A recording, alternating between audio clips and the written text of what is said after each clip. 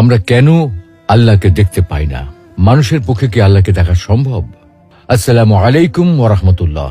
প্রিয় দর্শক, আজকে আমরা আল্লাহকে কেন দেখা যায় না এবং মানুষের পক্ষে আল্লাহকে দেখা সম্ভব কি না এ বিষয়ে আল কোরআন, বিশুদ্ধ হাদিস এবং বিজ্ঞানের আলোকে বিস্তারিত আলোচনা করার চেষ্টা করব ইনশাআল্লাহ। প্রিয় দর্শক, আল্লাহ তাআলার দিদার প্রতিটি মুমিনের চির আকাঙ্ক্ষার বিষয়।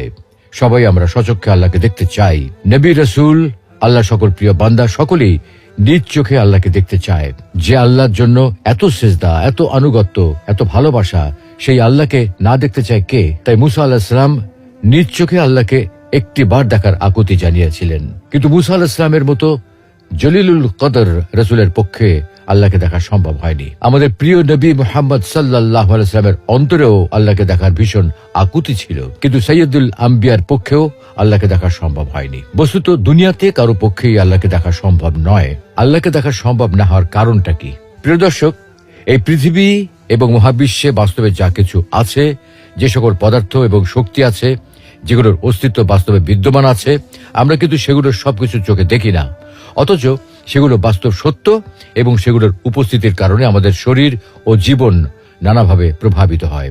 কিন্তু তারপরেও আমরা সেগুলো দেখতে পাই না, কারণ রিয়েলিটি বা বাস্তব জগৎ শুধুমাত্র আমাদের পঞ্চ ইন্দ্রিয়ের মধ্যে সীমাবদ্ধ নয়।